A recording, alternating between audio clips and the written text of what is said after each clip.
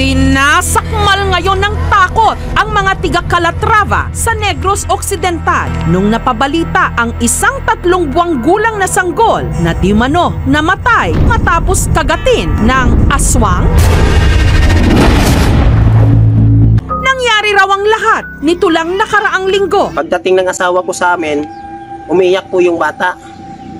Tapos pinatiti niya at pinatulog niya. Tapos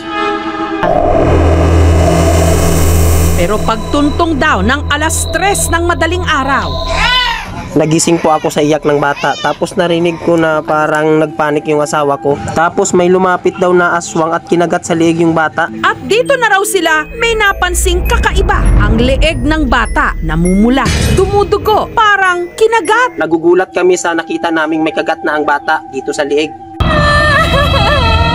Iyak ng iyak po ang misis ko dahil hindi niya po matanggap ang nangyari sa bata. Aswang talaga ang kumagat.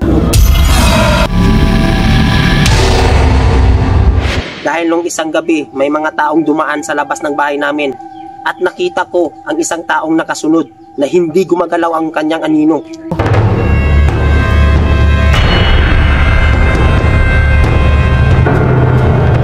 Agad akong lumabas nung nakita ko yun at sumigaw ako ng tulong sa mga kapitbahay namin.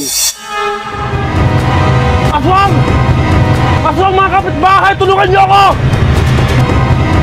Kasi hindi ko na nakita paglabas ko. Pero pagpunta namin sa gilid ng daan, bigla kaming may nakitang malaking halimaw po. Nag-transform siguro. Pati mga kapitbahay nila sumugod na para tugisin ang di manoy aswang. Hinabol namin ng mga kapitbahay ko. Ang bilis niya, bigla siyang nawala. Pero ang kanilang hinabol, hindi na raw nila naabutan. Nakita na lang namin, pusa.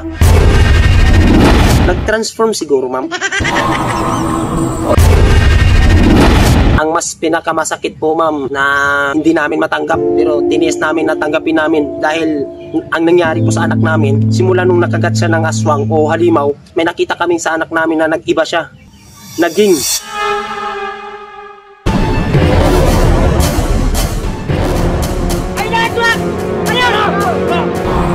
naging zombie po siya, ma'am. At yun, bigla kaming natakot, nagulat kami, nagpanik kami, lahat ng mga nasa loob ng bahay, lahat kami napalabas po. Ang anak namin ay hindi na tao.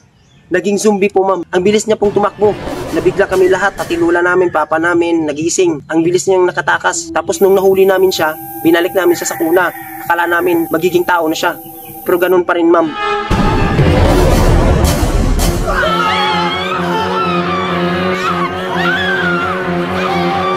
So ayun, tiniis namin na tanggapin namin kahit masakit sa aming kalooban na hindi na namin anak yun. Isa na siya sa ibang mundo na parang sa mundo ng mga zombie. At dahil doon, ilang years na po ang nakalipas, ang bilis lumaki po yung anak namin na zombie at nakontrol niya. Naging parang isip tao na rin kasi may alaga na siyang mga buhaya. Ang mga buhaya, kapag mayroong nabiktima po ang anak namin, dinadala po sa lugar ng mga buhaya. At yun, ang mga buhaya niya, nakabuka yung bunganga nila kasi naghihintay sa anak namin na may makuha siyang bagong biktima.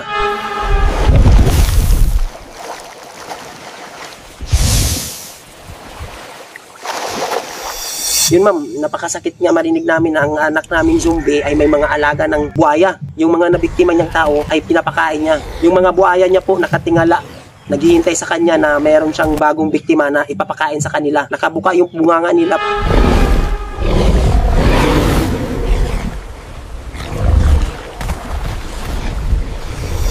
Tapos, simula nung tiniis namin, natanggapin namin na hindi na namin anak yon kasi zombie na. Simula nung tinanggap namin, lagi na ako nang nanaginip ng masama. Tapos, yung panaginip ko po ay parang nasa taas ako, nasa tanawin po ako, na malalaglag po ako sa lupa. Napakataas po.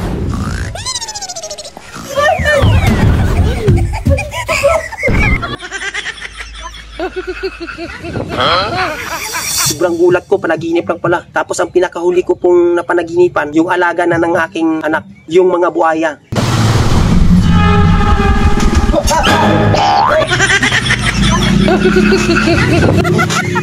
Ito naman.